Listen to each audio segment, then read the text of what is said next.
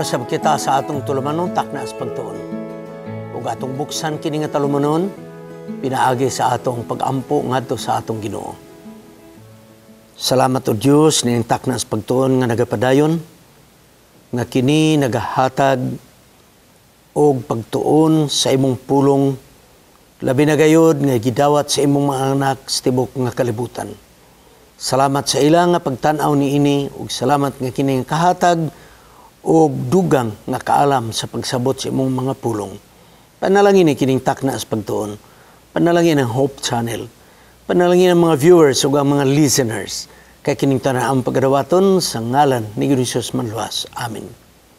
Makagala mga kaigsunan sa dili pa ta moadto sa unahan, gusto nako hatagag pagtagad kining mga faithful and loyal nato nga mga tigpaminaw o tigtanaw sa atong Hope Channel, sa radio, sa television o sa internet.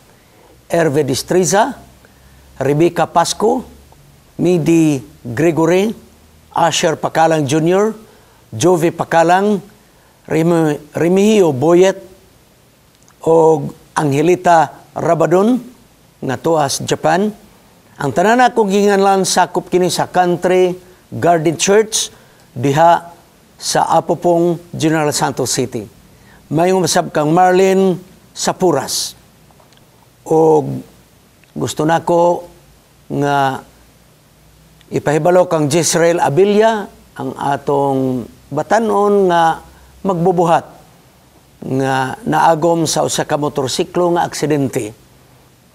Ang atong adapt a minister na si Jezreel Abilia, Brother Jezreel, ang among pag-ampo alang kanimo nga unta mauli na kagikan sa mong disgrasya.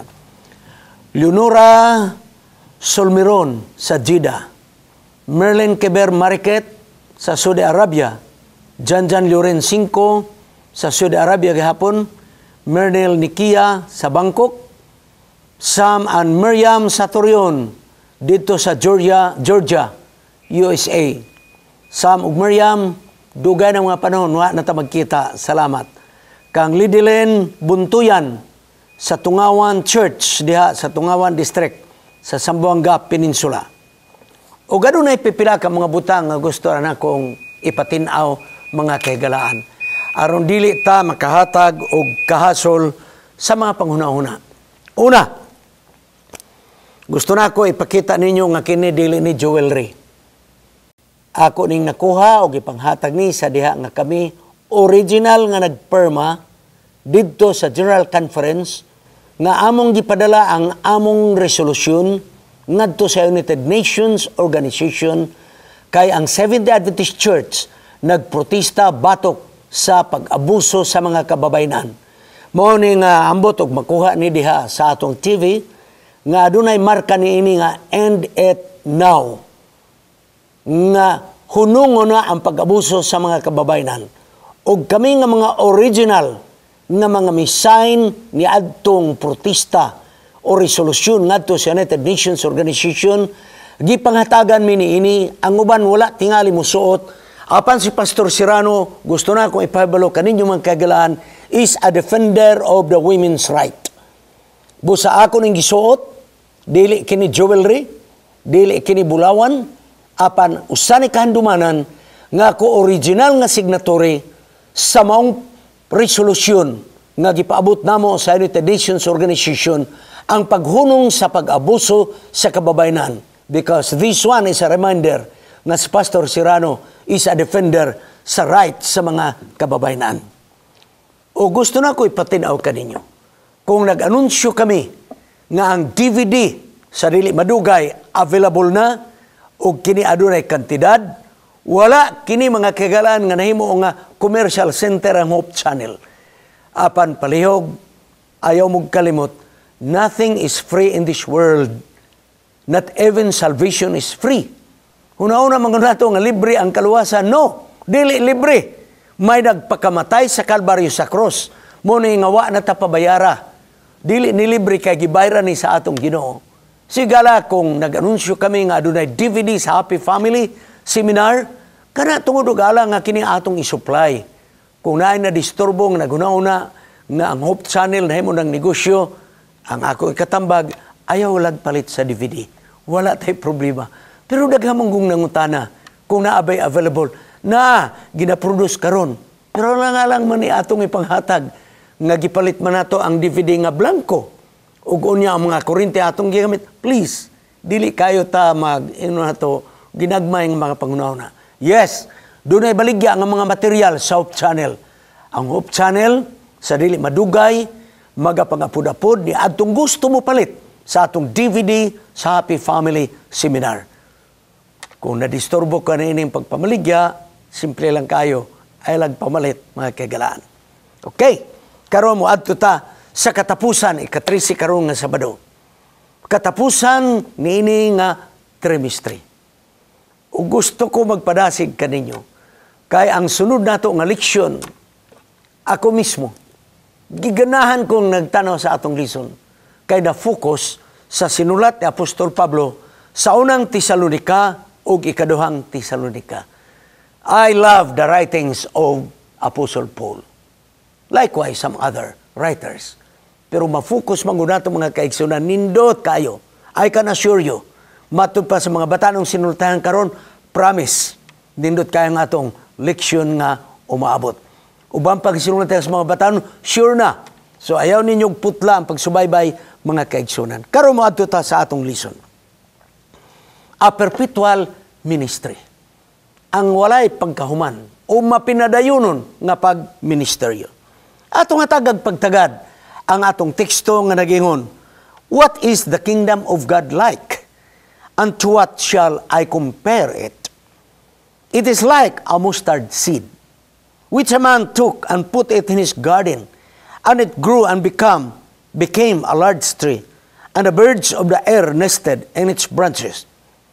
Luke 13:18 and 19, New King James Version. Morita sa King James Version. Then he said, unto what is the kingdom of God like? And whereunto shall I resemble it? Verse 19, it is like a grain of mustard seed, which a man took, and cast into his garden, and it grew and waxed a great tree, and the fowls of the air lodged in the branches of it. Ato sang ihulagway og sa mustard.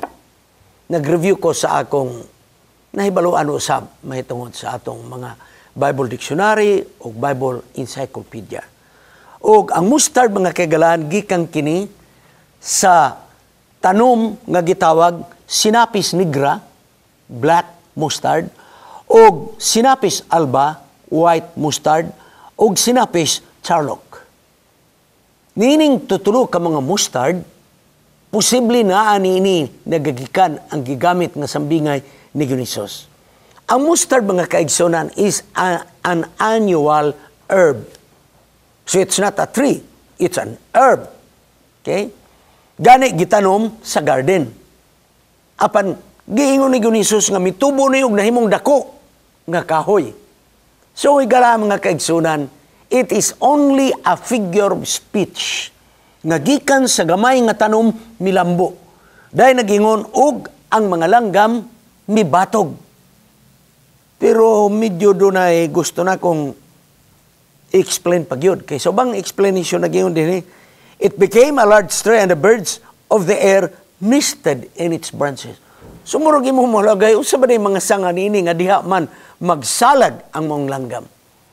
Kanang nested, kanang nagsalag, kining sa mga laing translation na. Apan ang pagsalag, wala na sa Grigo nga Biblia. Nagingon lang nga kini naglodge. Kung ako'y pahubad ni anaon ako, og ang langgam mibatog og nagkaon. Kay ang liso sa mustard nga tanom nga kaigsunan, mukaon ang langgam niini. Apan pino kaayo ni nga tanom. What I mean, ang liso, gagmay yun. Tingali sama sa dawa, pero di na kumasabtan kay ang dawa medyo gamay na lang karon. O tingali murag liso sa pitsay. Ingon niya na, mga kagalaan. Pero taas-taas ni siya sa pitsay.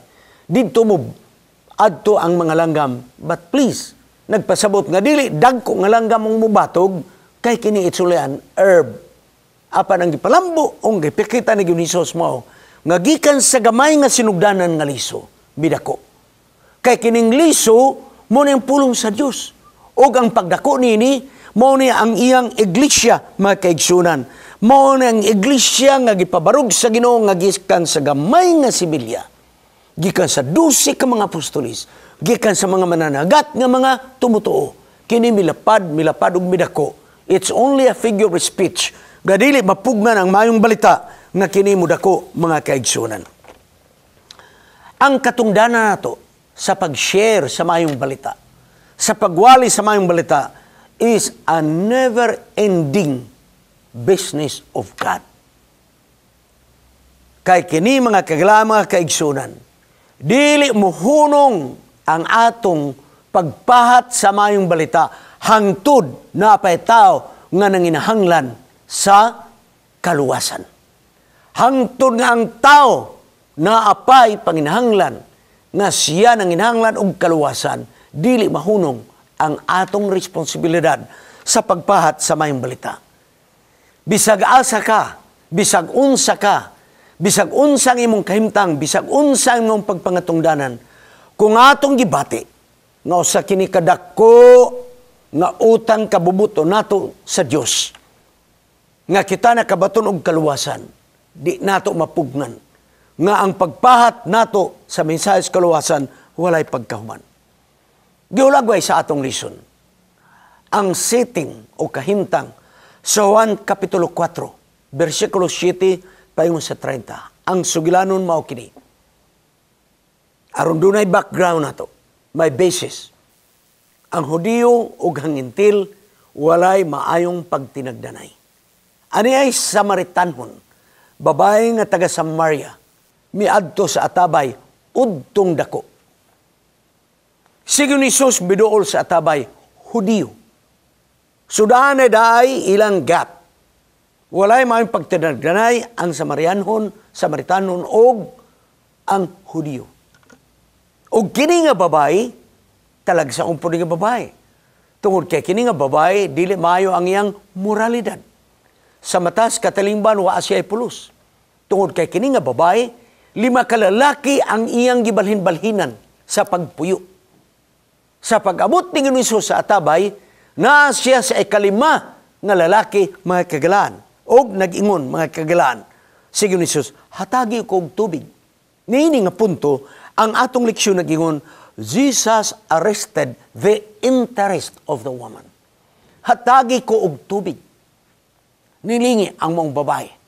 Nakuha ang iyang interest o ang iyang atensyon. Dayon mga kagalaan, nag-ingon ang babae, ha?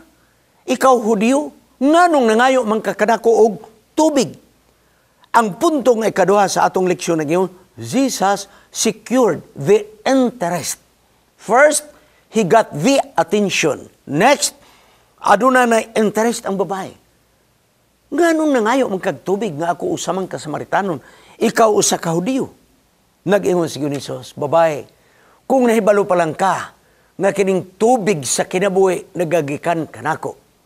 Dayon nag-ingon ang babae, kung mao manggaling na, hatagi ko niya nga tubig. Ang atong leksyon nag-ingon, Jesus created a desire.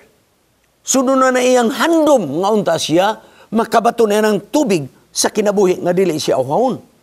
Ikaapat nga punto, nag-ingon ang maong ang sugilanon, nag-ingon si Jesus, kung gusto ka nining tubig aron ina ka uhawon, lakaw. Sulti ang imong panimalay. Sulti ang imong bana. Sulti ang imong kabanayan. May tuning tubig nga akong gi-offer kanimo. Apa nag-ingon ang babae, magtutudlo. Wala ako'y bana. Og nag-ingon si Jesus, tinuod ka na, kaya ka na imong gisulti, ikalima na ni nga lalaki nga imong gipuyo. Nag-ingon ang mong babae, magtutudlo. Dili ka ordinaryo.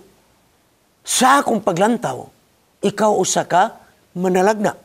Dini mga kaigsunan, ang ikaapat nga punto nga gi-create sa atong Ginoo was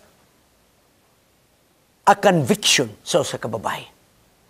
Nakaila na siya nga ang iyang gibuhat dili mayo, nga nakigpuyo siya sa kalima kalalaki. Ug unya, nag-ingon ang maong babae kung mao manggaling na, ikaw usa ka manalagna. there is already a conviction of this woman. Milakaw siya o gibiyaan niya ang iyang tadyaw. Sudlanan og tubig. Milakaw. Og didto misulti siya sa mayong balita ngayang nakita. Nga nag-ingon siya, dali kamo, tanawa, dunay tao sa atabay. Kini siya usa ka Mesiyas. He is the Christ. Mga kagalaan, ang balang kasulatan nini nga sugilanon nag-ingon. Nga daghan ang mikuyog ng mga tao ug daghan ang mituon ng Hesus tungod niining usa ka babae.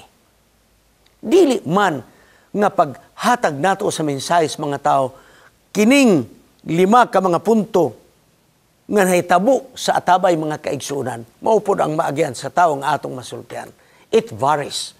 Tungod kay lain-lain manggod mga kaigsunan ang hunahuna og kahimtang sa tao. Apan niining sugilanon ni Hesus niining nga babae 5 ang nahitabo. Akong balikon, nakuha ang atensyon sa babae. Ug unya, adunay interest sa babae. Dayon, adunay handom sa babae. Ug unya, adunay conviction sa babae. Milakaw siya. Ug unya, misulti sa mayong balita. Ang punto nga gihatag sa atong leksyon mo, nga dili lamang nga ang tao masultian sa nato sa mayong balita, apan kinahanglan nga ato kining ipasantop sa usa ka tawo, nga kining balita nga iyang nakaplagan, adunay siya tahas ngayong ipanulti ngadto sa uban. Sama nining babae, mga kagalaan. Miadto siya sa iyang pundok sa mga tao, ug unya, gisultian niya sa nahitabo kaniya didto nga siya nakiglambigit kang Ginoong Hesus. Ato ning ma-apply nga bisag asa kinahanglan ng atong masultihan, there must be a conviction that they has the responsibility sa pag-share sa mayong balita. Di nato malimtan nga dili lamang tubig mao ang istoryahan nila, mga kaigsunan, mga kaigalaan, kung dili niabot ang punto nga ang babae nakakaplag og kaluwasan diha ni Ginoong Hesus. Apan ni ay sidetrack na kong tiyutay. I hope inyo kong masabtan ini nga punto. Kaya niya atong nauna. Nga kita ragyod nga kita nga naa sa maayong status sa pagkamembro sa iglesia. Maura gyud ang baytahas sa pagmantala sa maayong balita. Nga kita ra nga gitawag mga good boys o good girls, so to speak, sa sulod sa iglesia. Maura gyud ang adunay katungod sa pagmensahe sa maayong balita. Og ang uban nga wala magkinabuhi, og ang uban nga dili sakop sa iglesia, wa nay katungod sa pagpahat sa maayong balita. Please, go with me. Mangutahan ako ninyo, ug kamo na rin mantigog magtubag. Nabautismuhan ba kining babae nga Samaritanhon? Una siya nagwali sa maayong balita. Next na ako nga pangutana. Kini siya, nahimo na bang membro sa iglesia nga gitukod sa atong Ginoo, una siya nagwali sa maayong balita. Higala, babae nga dautan og dungog. Babae nga walay mutuo tingali kaniya tungod kay 5 na kalalaki ang iyang gibalhin-balhinan sa pakigpuyo. Kung atong butangan sa atong mitrusan sa estandarte, nga dili nato pawalihon ang uban kung dili sila sakop sa iglesia. Nga mangluod kita ug masuko kita kung dunay mga tao nga magwali sa maayong balita nga dili nato kaubanan. Please, mga kaigsunan, kini gibadlong ta niana nga hunahuna. Kay kini nga babae, mga kaigsunan, mga kagalaan, wala pa ni mahimong regular nga membro sa iglesia, miwali na sa maayong balita. Ang iyang moralidad dautan, mga kagalaan, apan miwali sa maayong balita. Kay kining pagwali sa maayong balita, universal ni nga katungdanan sa tao. Usa niya ka freedom, usa niya ka inherent, mga kagalaan, nga right sa pagmantala sa maayong balita, regardless kung siyang status. Buutan ba na siya membro, badlungon ba na siya nga membro, kung doon na siya kaikag sa pagmensahe sa maayong balita, go ahead. Siya na'y makighusay sa atong Ginoo. Ang sunod nga atong tanaw ni ining katungdanan nato sa maayong balita mao, nga katungdanan sa iglesia, ang pagmatuto, ang pagpatubo, ang pag-edukar sa matag membro sa iglesia. Ang mahinungdanon nga bahin sa pagmantala ug pagwali sa mga balita, mao ang pagmatuto ug ang pagpatubo nining bag-o sa pag-alagad. Dili lamang nga siya atong patubuon sa iglesia. Dili lamang siya nga atong in-nurture. Dili lamang siya nga atong ipadako, so to speak, nga mahimong mudako siya sa pag-alagad. Dili lamang nga siya atong amumahon o atong alagaan. Dili lamang mga kagalaan nga ato lamang siyang edukahon sa espiritual nga mga butang, but much more.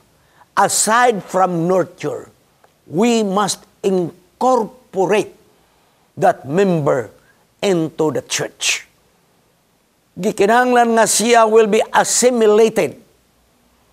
Gikinahanglan nga siya magabati nga tipik og kabahin sa sulod sa iglesia. Adunay mga katarungan nganong ang usa ka membro, mga kagalaan, mawala. Number one, tungod kay tingali wala siya mo spiritually nga mudako ug mutubo diha sa iglesia.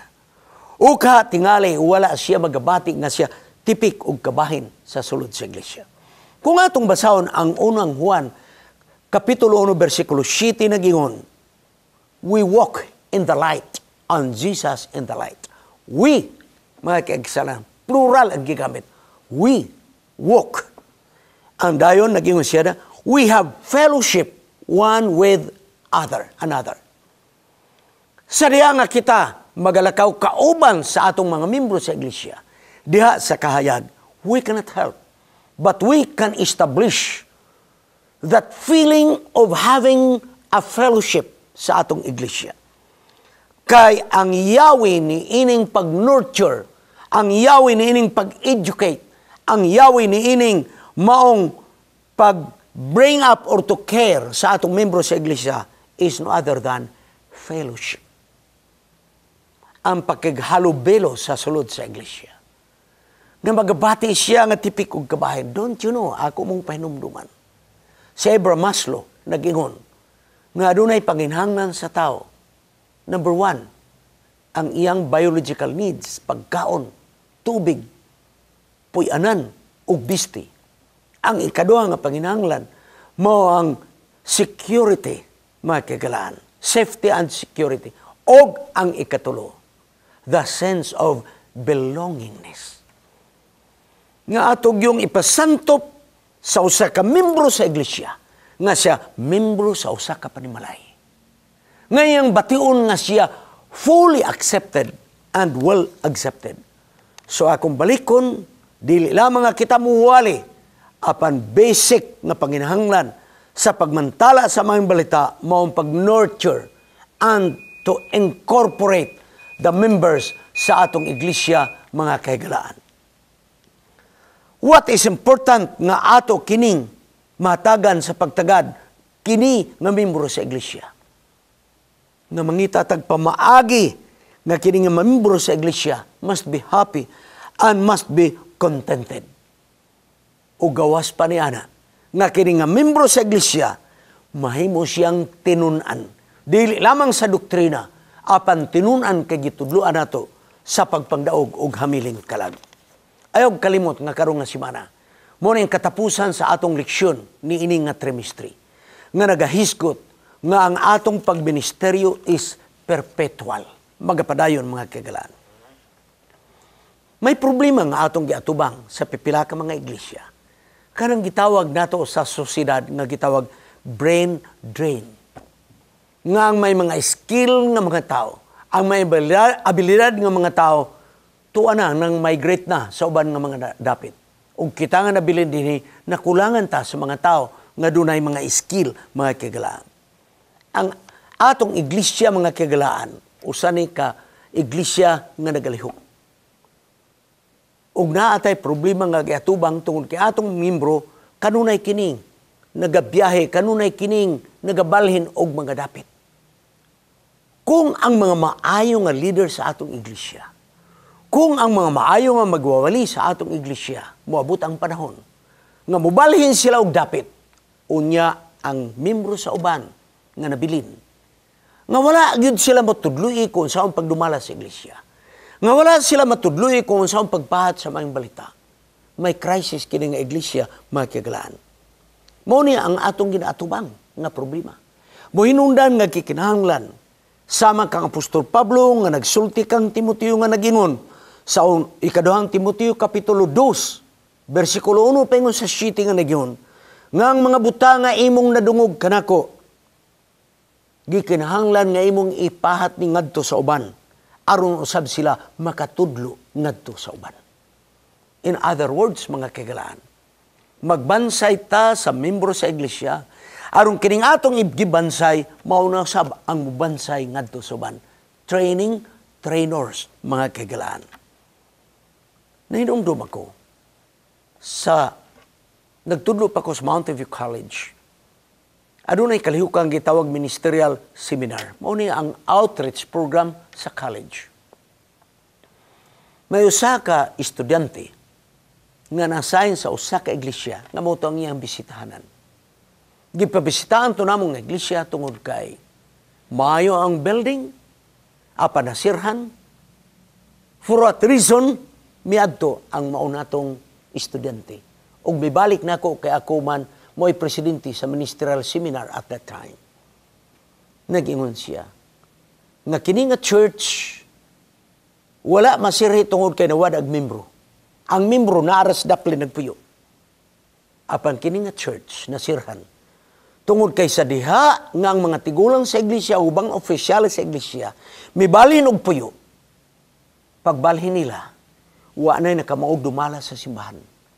Namingaw ang mga simbahan, hangtod na diskuryo ang mga membro, wala na mutambong.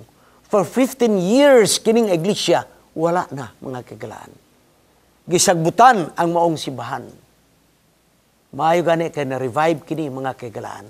Unsay kulang, dili membro. Apan ang kulang mao, na-focus lang ang leadership sa pipila ka mga membro. Wala mabansay ang ubang mga membro. Paghawa nining mga leaders, ang nabilin mga kaigsunan di makamao. Kung sa sinultaan pa natong sinubono, nagkamaag-maag. Busa pagkasabado nagsimbawa, magkadimao, ang wali di makahatag og pagkaong espirituhanong, nagkayamukat, kung hatagan ni mugbahin, di mutindog, eventually, ang simbahan nasirhan. Dili tungod kay nawadag membro, nasirhan tungod kay nagsuffer o gitawag natong brain drain. Manghinaot ta mga kagalaan nga dili nimo mahitabo sa atong iglesia. Ang tuyo sa atong iglesia mo, ang multiplication. Nga kita nga nakadawat sa maayong balita, mubansay sa uban, aron sila usab musulti sa uban ug unya manakod ug manakod ngadto sa uban. Akong kutloon ang gikot nga kumun kaayo nga sinultian sa atong leksyon na giyon. Give a man a fish and you will feed him for a day. Teach him how to fish, and you will feed him and his family as long as he lives. Tuwa mong daplis dagat, ikaw nga mangingisda, muhatag ka og isda sa imong silingan, makapakaon ka ni anang adlaw ayang pamilya. Apan, kung imong dadon kini nga imong silingan, dadon sa dagat, hatag gamit sa pagpangisda, tudluan sa pagpangisda, nag-ingon ang gikutlo natong silutian. Ang tibok nga panimalay, nagakaon og isda, hangtod sa kangturan, samtang buhi pa kining iyang gitudluan. Ang problema mo ni, kung ang amahan nga imong gitudluan sa pagpangisda, siya ra mo'y balik-balik sa dagat ug pagpangisda, dayon ang amahan na matay, og ang mga anak nga nabilin di makamo pangisda, magutman gihapon ang maong panimalay. May usa ka sugilanon nga akong nakuha. Kining pilikan nga langgam, wala ni sa ato, mura ni mga gangsa, pilikan, nanas dagat. Ang pilikan, didto sila nagkinabuhi dool sa usa ka factory sa dilata nga isda, salmon, matod pa sa ato, salmon. O kining nga factory mga kagalaan, abundant ang supply sa maong isda nga gitawag natog salmon or salmon. Ang mga reject nga mga isda, kung undersize, ilabay sa dagat. O ang mga pilikan, mga kaigsuunan nga daghan kaayo, diha nagkaon sa isda. Di na sila mulakaw og layo. Diha ra kanunay sila sa libot-libot. Naghulat kung dunay ilabay nga mga reject nga mga gagmay nga ilang makaon nga mga salmon.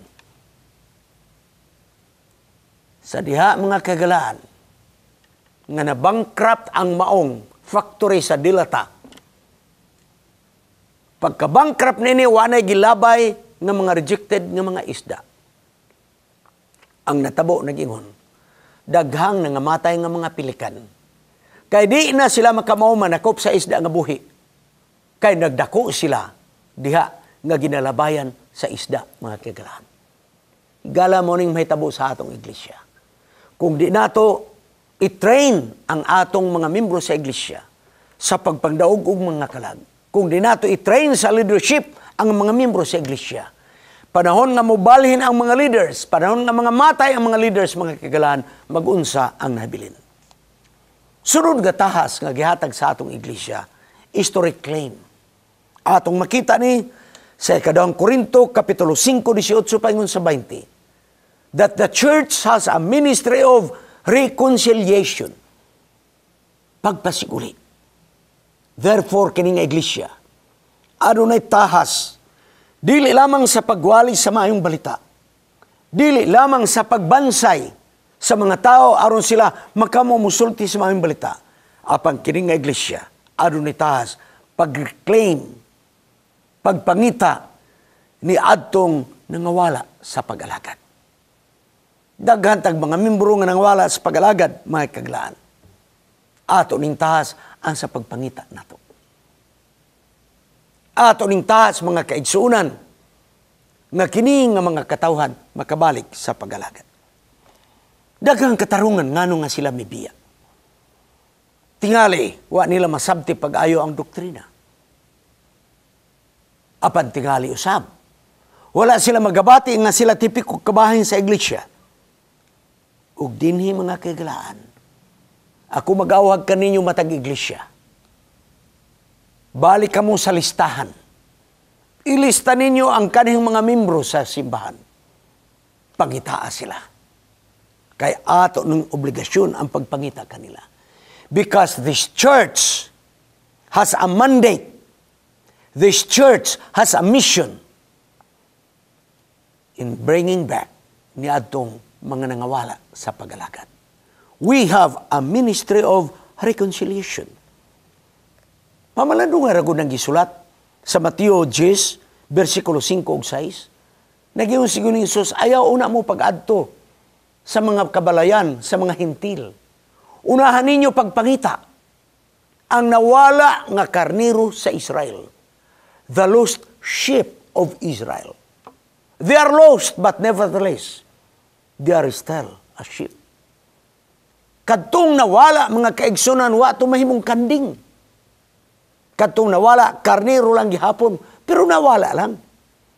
Ang iyang status pagkanak sa diswala, mawala. Mga ato ning tahas, mga kagala, mga kaigsuanan, nga ato silang i-reclaim. Apan sa dili pa nato, pangitaong sila aron makabalik sa pag-alagad. Susihon una nato, basig may kakulangon ang iglesia, unsay hinungdan nga sila nangawala. Ang common rabagyod nga hinungdan sa pagkawala, kining atong mga away-away sa sulod sa simbahan. Kining mga sakit natong sinultihan. Kini mo iusa sa mga hinungdan nga makapawala sa pag-alagad sa uban. So mga kaigsunan na akong balikon, ang iglesia adunay tahas sa Ginoo nga gihatag, the ministry of reconciliation, mga kaigsunan. Ug atong diskubrihon, unsa ning gitawag sa atong sinultihan, backdoor, pultahan sa likod sa atong simbahan. Nga misulod ang membro sa atubangan nga pultahan sa iglesia, mihawa sa pag-alagad, dito na miagi sa likod nga pultahan, the back door. Liguno nato mga kaigsuunan. Muingon mo lang tagsirha nato ang backdoor. Pero wa ta masayod kung ano tog sira. Ikadaw, wagan takay balog asin ang backdoor. Kaya di man ni literal nga backdoor. Nang tao miagi. Buti pasabot niya nang miagi sa backdoor. Nawala sa pag-alagad nga wa gani mamatik di nga nawala. Kining pagkawala rabas pag-alagad di rabag yun ni bigla. Ang uban ini nga pagkawala wa gyud ni planuha sa nawala.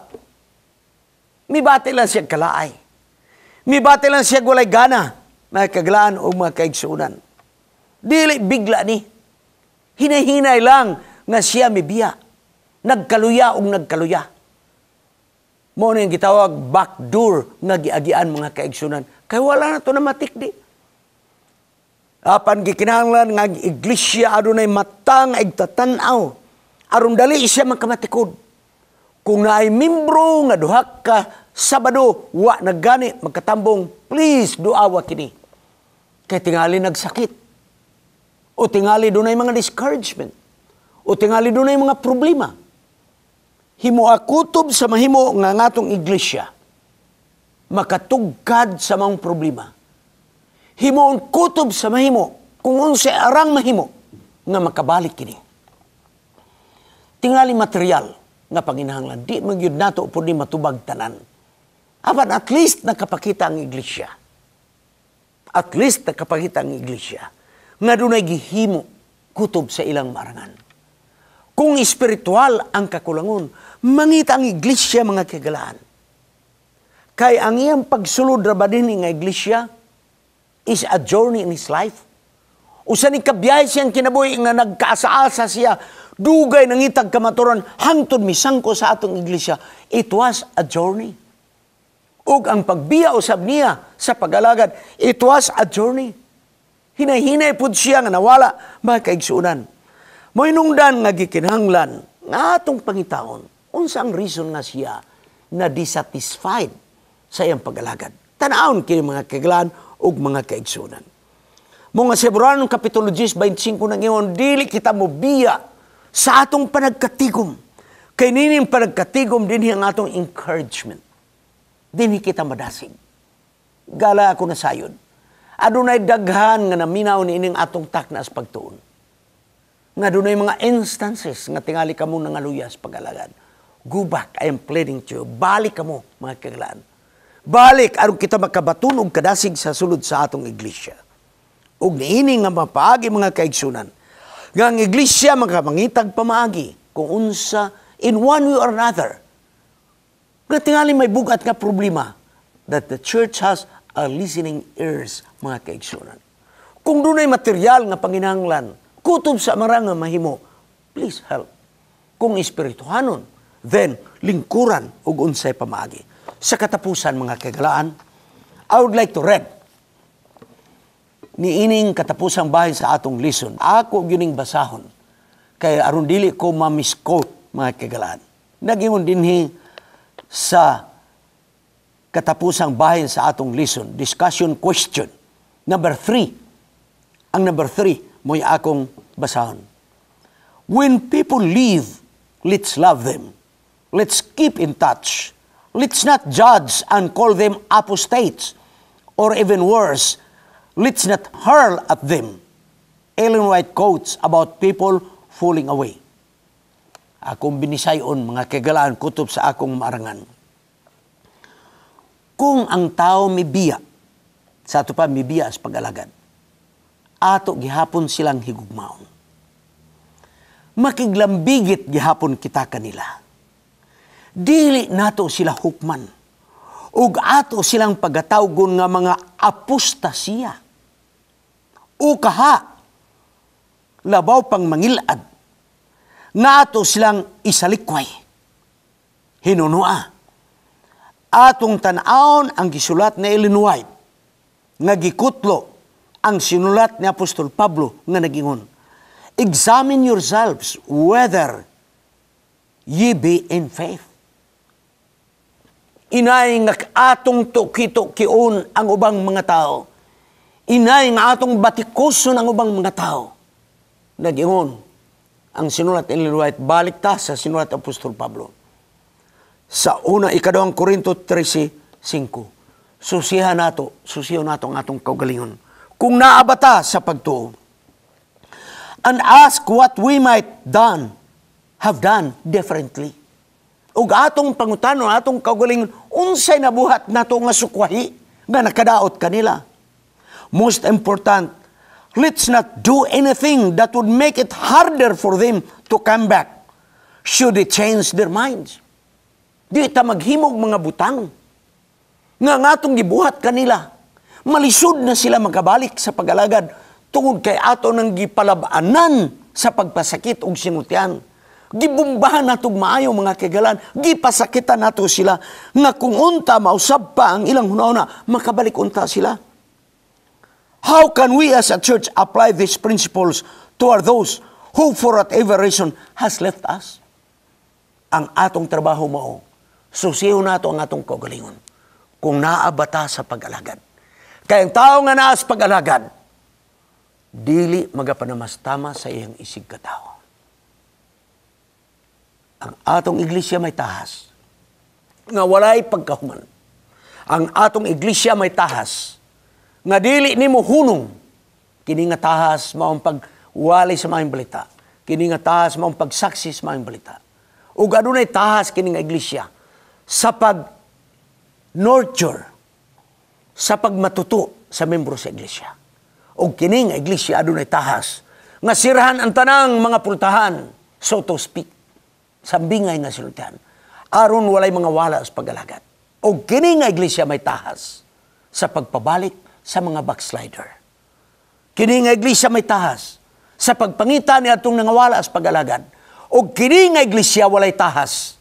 O kini nga iglesia walay tahas sa pagproklamar nga kung adunay nahulog siya apostasiya.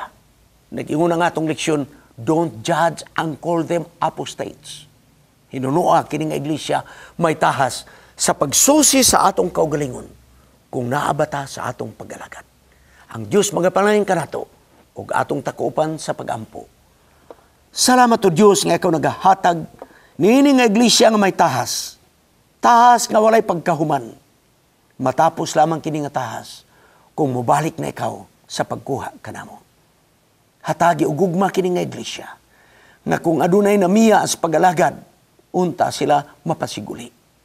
Ug kung adunay namiya as pag-alagad, itugot nga kini nga iglesia dili magabuhat sa bugat nga mga butang aron mababagan ang ilang pagbalik kung ugaling mausab ang ilang panghunahuna. Salamat Ginoo nga ikaw naghatag kanamo nini nga tahas. Kay kining tanang pagadawaton sa ngalan ni Hesus Manluluwas. Amen.